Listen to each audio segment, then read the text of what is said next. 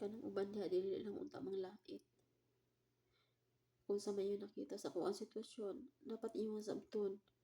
Kaya ako wala man ko nagpangayo sa inyo ha. Nising kong duling. Na ako'y problema, gisulbad ako sa kagalingon akong paningkamot. Yes, makahiram-hiram man ko sahay, pero kanang emergency na. Pero mabayaran man ako pagkasweldo na ko. Pero ingon na inyo akong lait-laiton sira-siraan ko inyo sa social media. Very wrong. Wala ako nag-hustle sa inyo ha. Kanang uban din na grabe kayo makalait sa mga. Wala la pa lang niabot ang panahon. Diha lang gihapon mo padulong. Kay og dili kamo ang mamatay. Inyong partner mamatay og dili kamo ang biya, kamo ang biyaan. Munang di ayaw mo pag-istorya og patapos. Kay kitang tanan maabot jud ang panahon nga mag-inusara sa kinabuhi. Dili pa lang karon. Wala pa lang ipatagamtam sa inyo ha, sa Ginoo. Nga parehas sa mo ang sitwasyon. Base na moabot ang panahon na kami makamove-on na, kamo na pod ang magsugod. Prangka lang nga pagka-istorya kitang tanan. Kamo buo pa mo pamilya. Moabot yun ang panahon nga mahimo mong broken family. Moabot ang panahon nga mag-inusara mo sa kinabuhi. Muna kung maistorya sa inyo ha, ayaw mo pagpanglait sa mga single mom or single dad diha. Kung sa man iho nakita, istoryahan ta mo na guys, nagbulag mi sa man sa kong anak, dili landi. Dili dahilan ang paglandi. Long story. Sobra kataas ug ako apang isa-isay pwede maimim ki. Kung pwede lang. Ang story sa akong kinabuhi pwede sa imim ki. Gikan sa gamay pa ko nga giabandon ko sa akong ginikanan.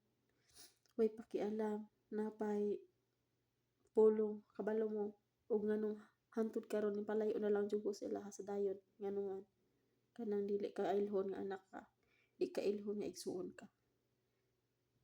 Kanang na sila pulong nga dili ta ka anak, way ilhanay anak, way ilhanay igsuon, way igsuonay. Way parentihay, mao gyud na ang nakasulod sa akong utok ug sa akong dughan. Mo nang dili ko gusto nga matagamtaman po na sa akong anak. Wala man ko niingon nga dili ko maminyog otro. Miskin akong anak gani niingon gani. Bahalang magkadayay-daya mo og magkaiya-iya mo og pamilya ma. Basta kami dili lang mapasagdan. Maka-eskwela mi, makakaon mi og napaghapon ang pagmahal ninyo sa moa. Bahalang na ami sa tunga. Mao jud ni pulong sa akong anak tinuod na bisan pa i-screenshot ko na. Tinuod na iya mga shot sa kuha.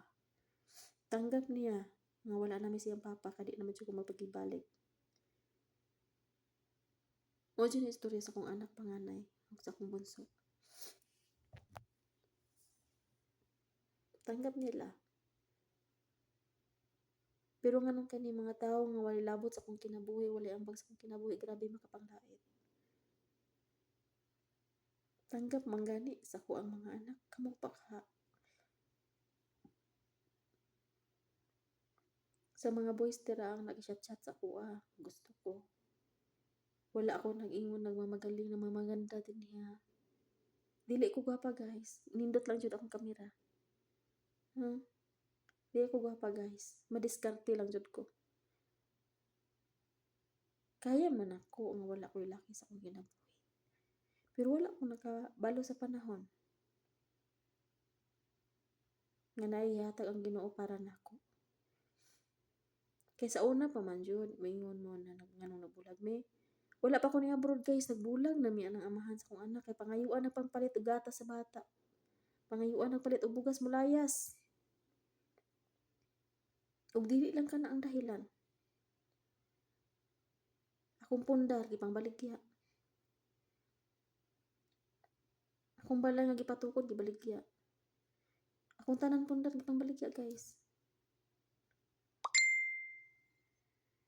Kanang nabili na ko nga pundar wala na siya ana. Wala na gyud mi. Wa na jud ko nakigbalik sa iya mao na ako